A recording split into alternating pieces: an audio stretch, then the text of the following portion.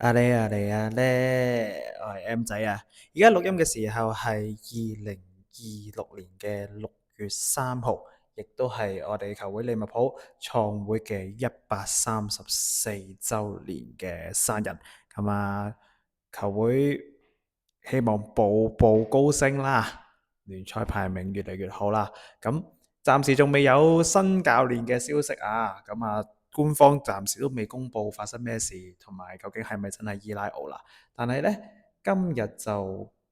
除咗講咗球會生日之外呢，就公布咗3名100位最重要球員嘅排名，就分別係94名、93名同92名。咁啊，神奇地同我哋球會嘅起源都有啲關係。咁啊〜我就慢慢講先啦。咁啊，首先啦，利物浦創會今日係創會紀念日啦。咁我諗大家都清楚㗎啦。其實利物浦係少有地一支頂級聯賽嘅球會，一直係用緊同一個主場，就係我哋嘅利物浦 L4 呢個 postcode 嘅 Anfield Road。咁其實最初呢個球會呢個場地咧就唔係利物浦係用先嘅，最初咧就係我哋嘅同事足敵 Everton 愛華頓用先嘅。咁啊，但係咧，愛華頓用咗我唔記得咗幾多年啦。咁佢就用咗一段時間之後就唔再用，就搬咗去隔離，就有個主場叫葛迪遜公園。咁而家嘅愛華頓女足兩個球場非常之近，行過去好似都係幾百公尺嘅啫。咁當時個 Anfield Stadium 嘅地主就有個場吉咗喺度，咁點算呢？咁就自己成立自己球會。咁就係我哋嘅利物浦啦。咁所以好神奇地，最初嘅利物浦唔係 The Reds 嚟嘅，最初嘅利物浦係着藍色同白色間條衫嘅，結果顏色係同 Everton 一模一樣。咁啊，後嚟啦，輾轉就轉咗做紅色白褲。咁然後 Bill Shankly 咧就覺得，喂，紅衫紅褲有氣勢啲，咁就 keep 咗紅衫紅褲啦。咁呢一個有趣嘅歷史咧，都會同今日講嘅3位名宿咧有啲關係嘅。咁我哋就講下今日球會公佈出嚟歷史最重要嘅3位名宿，分別係即係入面嘅94、93同92位係邊3位啦？94位係我一個好中意嘅球員，就係盧卡斯利華。咁啊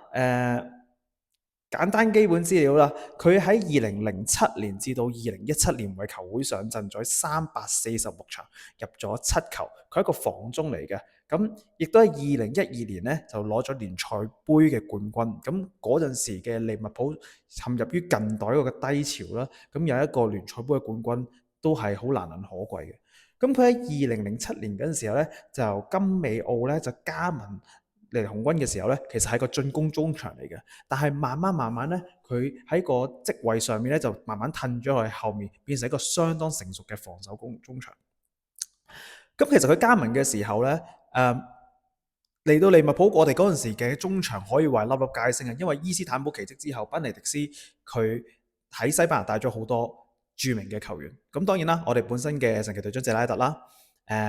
沙比亞朗素啦，即係而家嘅車路士教頭啦，同埋馬斯查蘭路都係一齊喺嗰度。咁所以以當時嘅陣式嚟講嘅話呢，中場通常都係一個可能雙防中有段時間係馬斯查蘭路搭沙比亞朗素，或者有陣時係沙比搭謝拉特。咁所以其實個中場嗰個位係相當之飽和。咁啊，隨住沙比亞朗素同埋馬斯查蘭路嘅轉會，咁盧卡斯里華就多咗上陣嘅機會。咁尤其是最高光嘅時刻咧，就係2009年至10年嘅賽季咧，佢出場咗50次咁多。咁第2年咧，仲俾球迷選為係年度最佳球員。因為盧卡斯利華嗰陣時，我印象係非常之深刻，就係佢本身係冇乜星味嘅，相比起謝拉特，相比起沙比亞朗素，但係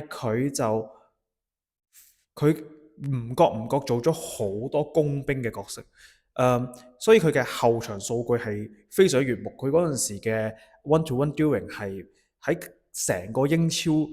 overall 嚟講都係算係前列嘅位置。咁雖然有2次嚴重嘅傷病啦，咁但係咧佢都喺球會入面服役咗10年，咁都好順利咁憑住決心同埋毅力咧就成功復出。咁好多球迷都好熱愛佢，我都好掛住盧卡斯利華。同埋佢都係一個好長時期服務球隊人，因為由佢嚟利物浦嘅時候係賓尼迪斯啦，跟住學神啦，跟住杜格利樹啦、班頓羅渣士啦、高普啦，呢段日子入面佢都深受重用。咁2017年嘅夏天呢，佢就轉會過咗去拉素。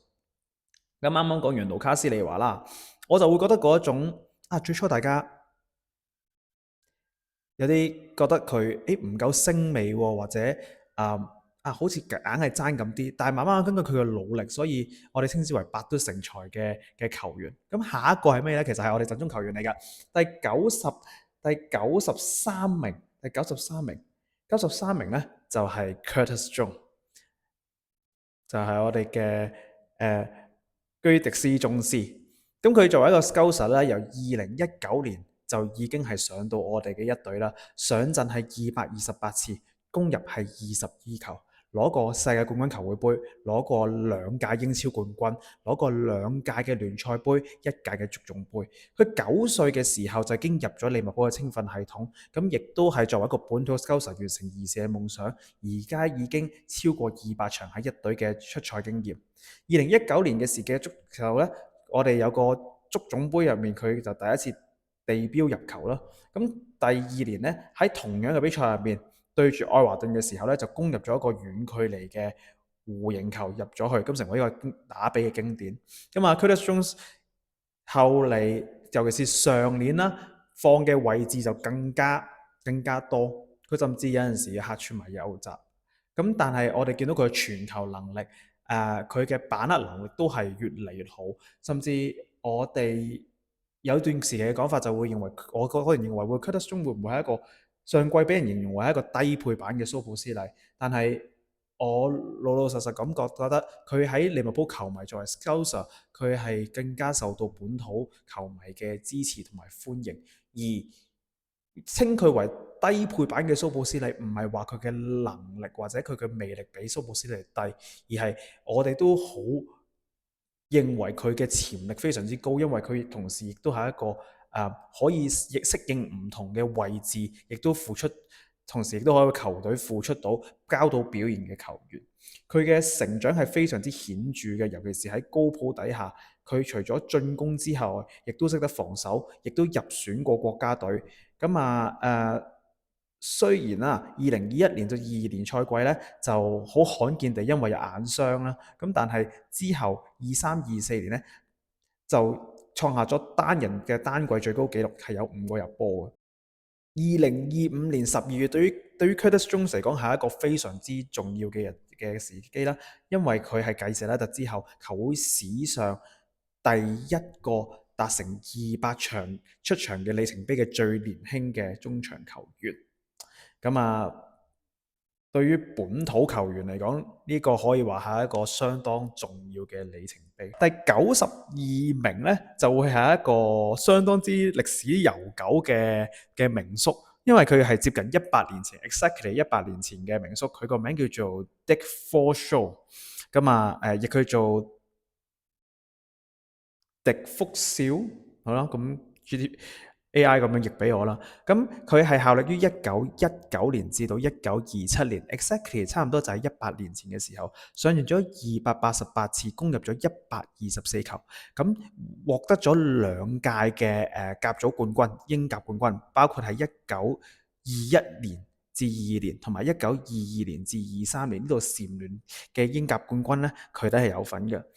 最重要嘅功績啦，包括係對住曼聯係上演過2次嘅帽子戲法啦，對住愛華頓都上演過1次嘅帽子戲法。咁全場2021年嘅全季咧，佢係全勤嘅，冇休息過嘅，攻入咗17球，幫助球隊以6分嘅優勢咧奪得冠軍。俾人稱之為係 untouchables。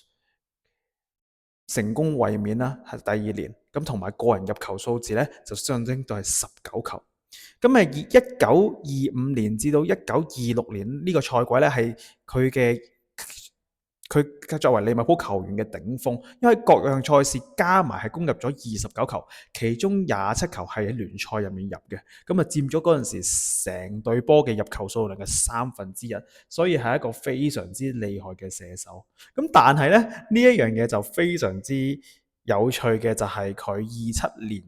1927年嘅3月咧，喺接近就嚟有300場出場，即係嗰陣時嘅最尾係出場次數係288次，即係就嚟就可以破到300次紀錄嘅時候，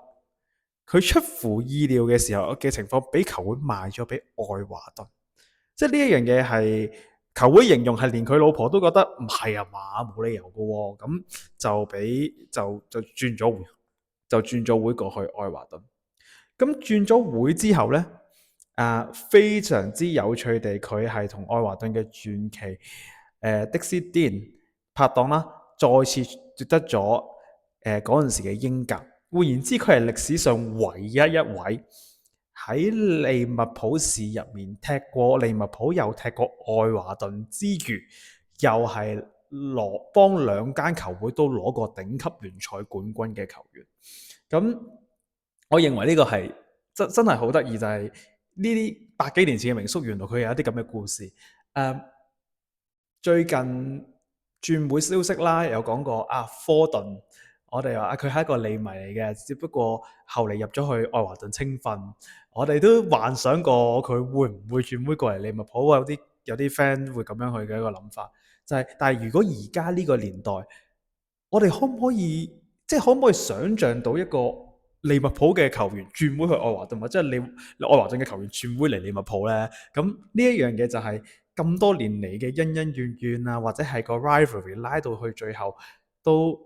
冇發生過，但係原來以前係有個咁樣嘅故事，甚至係佢唔單止係轉會咁簡單，佢係喺兩邊都成功過嘅球員。咁啊，今日嘅分享短短地就係呢3個球員啦，都